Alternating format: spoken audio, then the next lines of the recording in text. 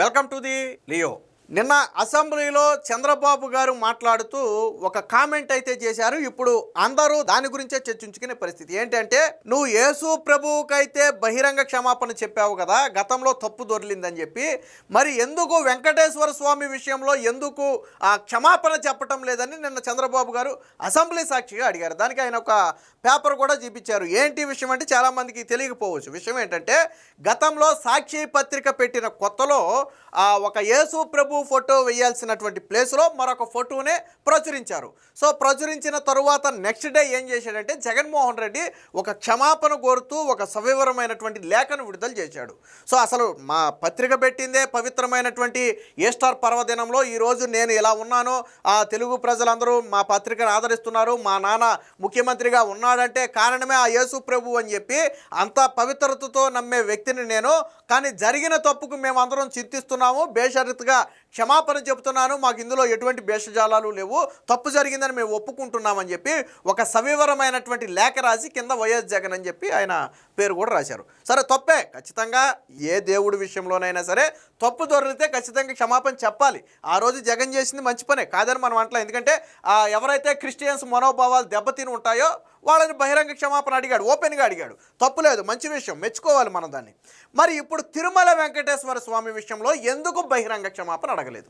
తిరుమల లడ్డూలో కల్తీ జరిగిందా లేదా ఒకటే ప్రశ్న. అందులో జంతు కొవ్వు గురించి కాసేపు పక్కన పెడదాం, అసలు అది సమస్య కాదు. జంతు కొవ్వు గురించి వద్దు, ఇప్పుడు వాళ్ళు కలిసిందంటారు, వీళ్ళు కలవలేదంటారు, ఆ డిబేట్లోకి పోదలుచుకోకుండా లడ్డూ నేతిలో కల్తీ జరిగిందా లేదా, జరిగిందా లేదా, జరిగింది. ఎవరు ఒప్పుకున్నారు జరిగిందనే?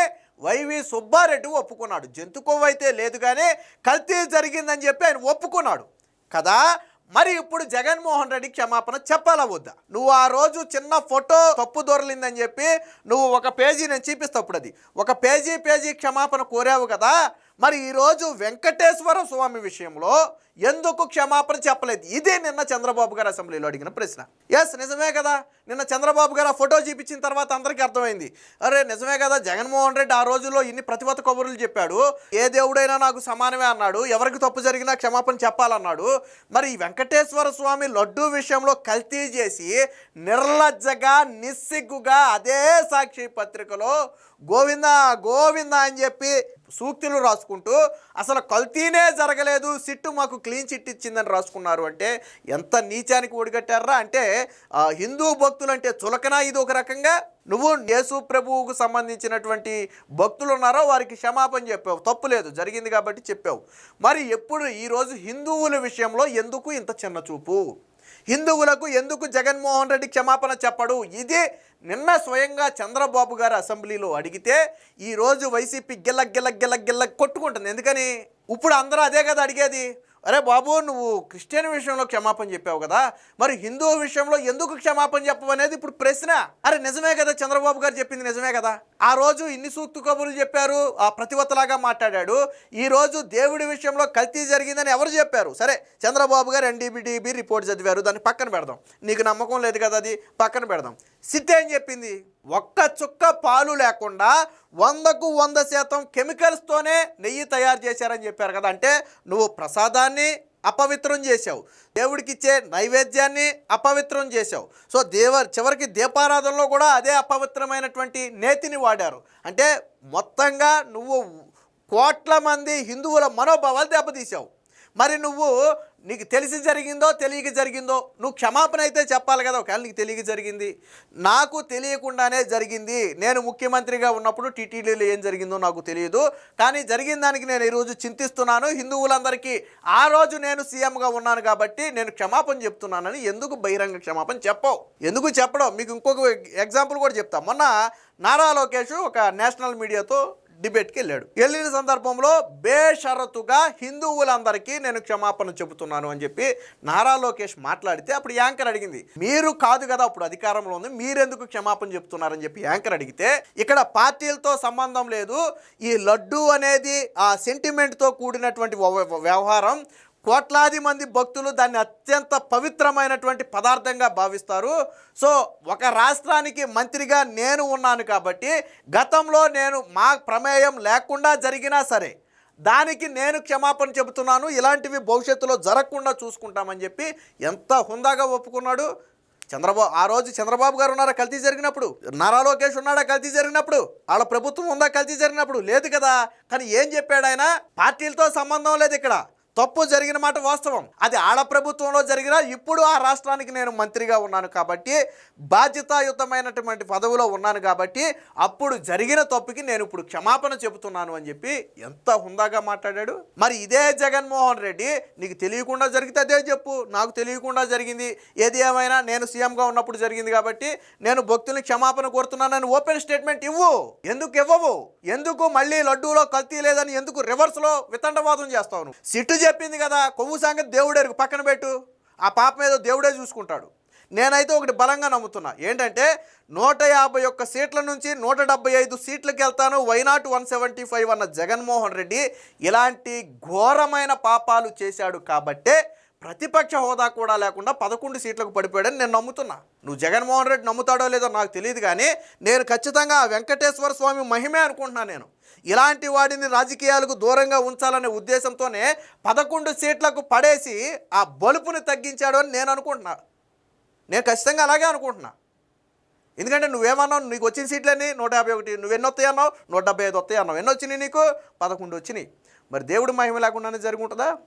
ఇంత దారుణమైన నీచమైన పాపాలు చేసి రాజకీయాల్లో గెలిపోవడం మన సహజం, కానీ ఇంత దారుణమైన పాపాలు చేసావు కాబట్టి ప్రతిపక్ష హోదా కూడా లేకుండా పోయింది అని నేను భావిస్తున్నా. సో దీనికి సంబంధించి నిన్న చంద్రబాబు గారు ఏమన్నారు, జగన్మోహన్ రెడ్డి లేఖ ఏంటో ఒకసారి చూద్దాం. వెంకన్నకు క్షమాపణ చెప్పరా? యేసు ప్రభుకు అపచారం జరిగిందంటే చెప్పావే, శ్రీవారికి అపచారం చేస్తే సమాధానం ఏది? అన్నీ తెలిసే లడ్డూని కల్తీ చేశారు, తిరుమలపై ఇంకా కుట్రలు కొనసాగుతూనే ఉన్నాయి.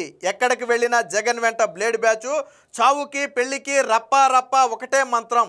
వైసీపీ హయాంలో పెను విధ్వంసం, మేము వచ్చాక రాష్ట్రాన్ని గాడిలో పెట్టాం, వచ్చే సమావేశాలకు ఎమ్మెల్యే క్వార్టర్స్ రెడీ అని చెప్పి ఇక మిగతాదంతా వేరే అనుకోండి.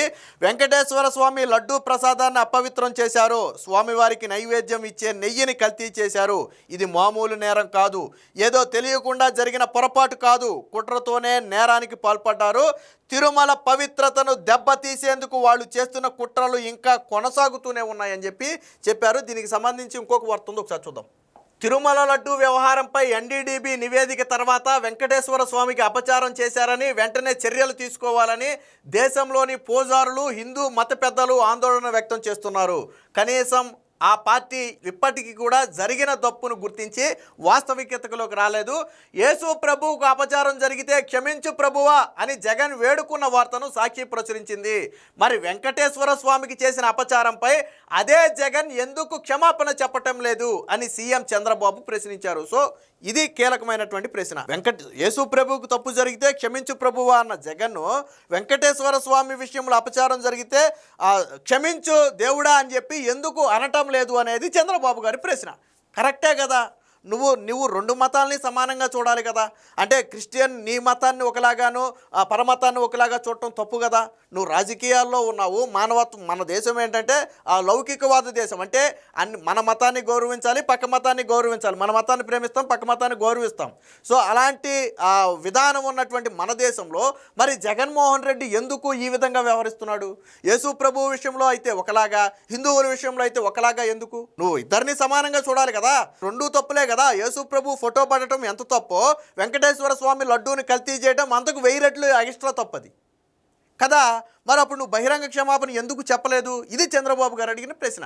ఎస్, కరెక్టే. ఇప్పుడు హిందువులందరూ అదే మాట్లాడుకుంటున్నారు. అయితే జగన్ ఏమని క్షమాపణ అడిగాడు అన్నది మీకు పాత లేఖ చూపిస్తే అప్పట్లో యేసు ప్రభు విషయంలో జగన్మోహన్ రెడ్డి ఎలా ప్రవర్తించాడు, ఇప్పుడు వెంకటేశ్వర స్వామి విషయంలో ఎలా ప్రవర్తిస్తున్నాడు అనేది మీకు క్లారిటీ వస్తుంది. నేను ఒకసారి అది చూపిస్తా చూడండి. ఇది స్వయంగా జగన్మోహన్ రెడ్డి పత్రికలో ఆ రోజు తప్పు జరిగిన రోజు ప్రచురించినటువంటి వార్త. సో ఇది జగన్మోహన్ రెడ్డి అప్పటి ఫోటో వాళ్ళు వేసుకున్నారు. ఇగో ప్రభువా క్షమించు హెడ్డింగ్కే చూడండి మీరు. ఇక్కడ హెడ్డింగ్లోనే ఆయన పూర్తి ఎటువంటి భేషజాలాలకు పోకుండా పూర్తి క్షమాపణ అడిగాడు. ప్రభువా క్షమించు అనేది అడిగాడు. 13వ తేదీ సాక్షి ఫ్యామిలీ అనుబంధంలో యేసు ప్రభు ఫోటో ప్రచురణ విషయంలో ఘోరమైన తప్పిదం జరిగిందని సాక్షి దినపత్రిక ఎలాంటి అమరికలు లేకుండా అంగీకరిస్తుంది. అందుకు వ్యక్తిగతంగా బాధ్యురాలైన సబ్ ఎడిటర్ సమీర తూర్పుగోదావరి జిల్లాకు చెందిన ఒక పాస్టర్ కుమార్తె. ఇక్కడ చూడండి, ఆ సబ్ ఎడిటర్ అంటే ఇక్కడ జగన్మోహన్ రెడ్డి ఆ క్రిస్టియన్స్ మనోభావాలు దెబ్బతినకుండా ఆ ఎడిటర్ కూడా ఒక క్రిస్టియన్ కుమార్తెనని చెప్పి జగన్మోహన్ రెడ్డి చెప్పే ప్రయత్నం చేశాడు. సరే, దాన్ని తప్పు పట్టడం లేదనుకోండి.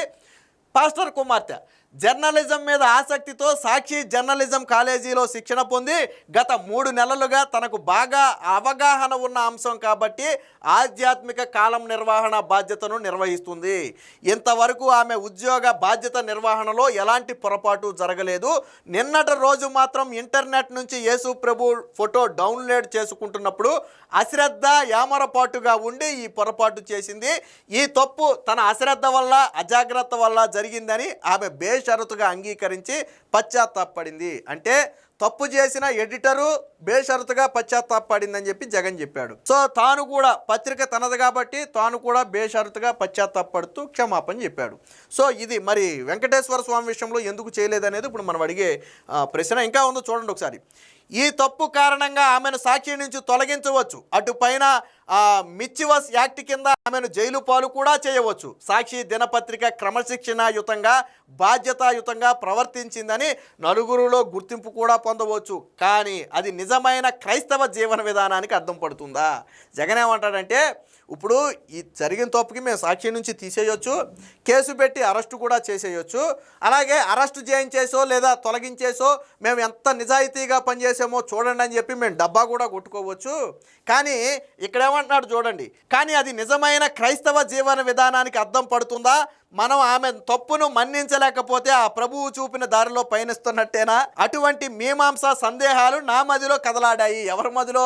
జగన్మోహన్ రెడ్డి మదిలో. జగన్మోహన్ రెడ్డి అనుకున్నాడంట చేసింది తప్పేనని చెప్పి తీసేద్దామా లేకపోతే జైలు పాలు చేద్దామా అని ఆలోచించినప్పుడు మనం అసలు దేవుడు చూపిన క్రైస్తస్ అంటే నిజమైన క్రైస్తవ జీవన విధానానికి అది అర్థం పట్టట్లేదు, ఆ ప్రభువు చూపిన దారిలో మనం పయనించట్లేదని ఆయన మనసులో అనిపించిందంట. ప్రభువు ఏమన్నాడంటే క్షమాపణ కోరిన వాడిని మన్నించమని చెప్పినట్టు బహుశా ఎక్కడ ఉందేమో బైబిల్లో, మేబీ దాన్ని ఫాలో అయ్యి ఉంటాడు ఆయన. అంటే ఎంత క్రైస్తవాల మనోభావాలు దెబ్బతిన్నాయంటే జగన్మోహన్ రెడ్డి ఎంత డీప్గా ఫీల్ అయ్యాడో మీకు ఈ లేఖలో అర్థమవుతుంది.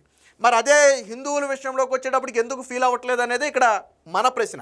ఈ సమయంలో ఏమి చేయాలి అనే ప్రశ్నలు చెలరేగాయి. ఈ తరుణంలో తన తప్పు తాను ఒప్పుకున్న దృష్ట్యా తప్పుకు ఆమె ఒక్కదాన్నే బాధ్యురాల్ని చేయకుండా మొత్తం సాక్షి కుటుంబ సభ్యులంతా బాధ్యత వహిస్తున్నాం. మొదట దేవుడికి, ఆ తరువాత క్రైస్తవ సోదరులందరికీ సాక్షి కుటుంబం 100 కోటి క్షమాపణలు తెలియజేస్తుంది. అంటే 100 కోటి క్షమాపణలు మొత్తం ఎంటైర్ సాక్షి మొత్తం తెలియజేస్తుంది క్రైస్తవ సోదరులకు అని చెప్పి జగన్మోహన్ రెడ్డి చెప్పాడు. నిజమే, తప్పులేదు. దేవుడి విషయంలో తప్పు జరిగింది, ఖచ్చితంగా క్షమాపణ చెప్పాలి, చెప్పటం న్యాయం కూడా. జగన్మోహన్ రెడ్డి ఇప్పుడు చెప్పింది ఏమి తప్పని నేను చెప్పట్లా. జగన్మోహన్ రెడ్డి చేసింది కరెక్టే, ఎవరైనా చెయ్యాలి, ఏ పత్రిక అయినా చెయ్యాలి.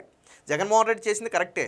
కానీ దేవుడు అంటే యేసు ప్రభు విషయంలో ఇంత నిక్కచ్చిగా వ్యవహరించిన జగన్ను ఎందుకు వెంకటేశ్వర స్వామి విషయంలో వ్యవహరించాల? ఇదే మన ప్రశ్న. ఇంకా అవలా చూడండి, ఇక్కడ సాక్షి మొన్న మార్చి 23వ తేదీన ఆవిర్భవించింది. పరమ పవిత్రమైనటువంటి ఈస్టర్ దినం కావడమే ఆ రోజు సాక్షి ఆవిర్భావానికి కారణం. అంటే జగన్మోహన్ రెడ్డి క్రిస్టియన్ కాబట్టి మేబీ ఆ ఈస్టర్ పర్వదినం మంచిదని చెప్పి ఆ రోజు సాక్షిని ప్రారంభించుకుని ఉండొచ్చు. నేనేమి సాక్షి పత్రిక ప్రారంభాన్ని నేనేం తప్పు పట్టట్లేదు. అదే జగన్మోహన్ రెడ్డి కూడా చెప్పుకున్నాడు, జన్మించిన 3 నెలలకే సాక్షి తెలుగు దినపత్రికల్లో నెంబర్ 1 స్థానాన్ని పొందిన నా తండ్రి డాక్టర్ వైఎస్ రాజశేఖర్ రెడ్డి ఈరోజు 10 కోట్ల మంది తెలుగు ప్రజల అభిమాన పాత్రుడై ముఖ్యమంత్రిగా ఉన్న అంతా దేవుడి దయ అని నేను మనస్ఫూర్తిగా నమ్ముతాను. అంటే ఆ యేసు ప్రభు కృప వల్లే నేను ఈరోజు సాక్షి పత్రిక పెట్టగలిగాను, అది నెంబర్ 1 స్థానానికి వచ్చింది. నా తండ్రి సీఎంగా ఉన్నాడంటే దానికి కూడా యేసు ప్రభువే కారణమని నేను నమ్ముతాను అని చెప్పి చెప్పాడు. తప్పులేదు, ఆయన యేసు ప్రభువుని నమ్ముతాడు కాబట్టి ఆయన గురించి చెప్పుకోవడంలో తప్పులేదు. దాన్ని ఏమి తప్పు పట్టాలని నేనేం చెప్పట్లేదు. అట్టి విశ్వాసానికి నేను సాక్షి దినపత్రిక జీసస్ ఫోటో విషయంలో దొర్లిన పొరపాటుకు తల్లడిల్లిపోతున్నాను.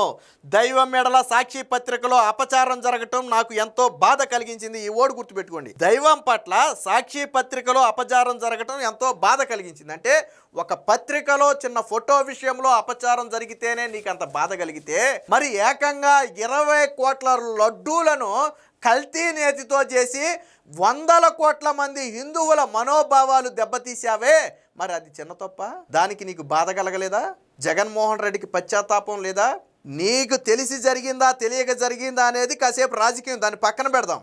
కానీ నువ్వు ముఖ్యమంత్రిగా ఉన్నప్పుడు జరిగిందా లేదా, దానికి నువ్వు క్షమాపణ చెప్పాలా లేదా? చెప్పాలి కదా. ఎందుకు చెప్పలేదు జగన్మోహన్ రెడ్డి? ఇదే నిన్న చంద్రబాబు గారు అడిగింది ఇదే. ఈరోజు రాష్ట్ర ప్రజలందరూ ఆలోచించేది కూడా అదే. క్రైస్తవులు కూడా ఏమనుకుంటారు, జగన్మోహన్ రెడ్డి హిందువుల విషయంలో తప్పు చేసి హిందువుల మనోభావాలు దెబ్బతీయాలనుకుంటారా? వాళ్ళు కూడా అన్ని మతాలను గౌరవించాలనే అనుకుంటారు. వాళ్ళు మనందరం కలిసే ఉన్నాం కదా, హిందూ ముస్లిం క్రైస్తవులు అందరూ కలిసే ఉన్నాం కదా, బాయి అనుకుంటా. కానీ మరి ఎందుకు జగన్మోహన్ రెడ్డి ఆ యేసు ప్రభు విషయంలో ఒకలాగా, వెంకటేశ్వర స్వామి విషయంలో ఒకలాగా ప్రవర్తించాడు? సో ఇది నిన్న చంద్రబాబు గారు అడిగిన ప్రశ్న. ఇటువంటి పొరపాట్లు దొరలకుండా మా మొత్తం సాక్షి కుటుంబం మరిన్ని జాగ్రత్తలు తీసుకుంటుందని అందరికీ సవివరంగా తెలియజేస్తున్నాను. ఇక్కడ ఈ విషయమే కాదు, పత్రిక చేతిలో ఉంది కదా అని తప్పిదాలు చేసి వాటిని పత్రిక ద్వారా బలపరిచి నిజమైన జర్నలిజాన్ని కూనీ చేసే ప్రయత్నం సాక్షి ఎప్పటికీ చేయదంట. తప్పు దొరలినప్పుడు ఒప్పుకోవటానికి ఏనాడు వెనకాడదు. మంచి జర్నలిజం వర్ధిల్లటానికి, నిజాయితీకి మీ సాక్షి ఎన్నటికీ కట్టుబడి ఉంటుందని హామీ ఇస్తున్నాను. ఇక్కడ జగన్ ఇంకో మాట కూడా చెప్పాడు చూడండి. తప్పు దొరలినప్పుడు ఒప్పుకోవటానికి ఏనాడు కూడా వెనకాడననేది జగన్మోహన్ రెడ్డి చెప్పిన మాట. మరి ఈరోజు వెంకటేశ్వర స్వామి విషయంలో తప్పు జరిగినప్పుడు ఎందుకు జగన్మోహన్ రెడ్డి ఒప్పుకోలేదు? ఎందుకు జగన్మోహన్ రెడ్డి ఒప్పుకోలేదు? సో నిన్న చంద్రబాబు గారు అసెంబ్లీలో చూపించింది కూడా ఈ పేపర్ క్లిప్పే. ఇదే జగన్మోహన్ రెడ్డి పత్రికలో వచ్చినటువంటి ఇదే పేపర్ క్లిప్ని నిన్న చూపించి ఆయన అడిగాడు, నువ్వు యేసుప్రభు విషయంలో తప్పు జరిగింది, క్షమాపణ చెప్పావు, ఓకే, మరి వెంకటేశ్వర స్వామి విషయంలో ఎందుకు నోరు పెగలటం లేదు నీకు? ఎందుకు నువ్వు భక్తులకు క్షమాపణ చెప్పటం లేదు? నీకు తెలిసి జరిగిందా తెలియ జరిగిందా అనేది ఇక్కడ పాయింట్ కాదు. అవి రాజకీయాలు, అది వేరు. మామూలు సాధారణ భక్తులు అడిగేది కూడా ఒకటే, జగన్మోహన్ రెడ్డి తెలిసి చేశాడా తెలియక చేశాడా దాని గురించి కాదు. నువ్వు సీఎంగా ఉన్నప్పుడు ఒక తప్పు జరిగింది, దానికి నువ్వు బాధ్యత వహించి ముందు అట్లీస్ట్ క్షమాపణ చెప్పాలా వద్దా? వైవి సుబ్బారెడ్డి ఒప్పుకున్నాడే, అలాగే భూమాన కరుణాకర్ రెడ్డి ఒప్పుకున్నాడే. కొవ్వు లేదు కానీ, జంతు కొవ్వు లేదు కానీ కల్తీ జరిగింది, ఒప్పుకున్నారు. వాళ్ళేమీ సిట్ రిపోర్ట్ని కాదనలా, ఒప్పుకున్నారు. కానీ జగన్ మాత్రం ఒప్పుకోవట్లా. అదే నిన్న చంద్రబాబు గారు అడిగిన ప్రశ్న. ఏదేమైనా మొత్తంగా నిన్న చంద్రబాబు గారు అసెంబ్లీలో మాట్లాడిన తర్వాత ప్రతి ఒక్కరు కూడా ఇప్పుడు దీని మీద చర్చించుకునే పరిస్థితి. Please subscribe to Leo news for more videos.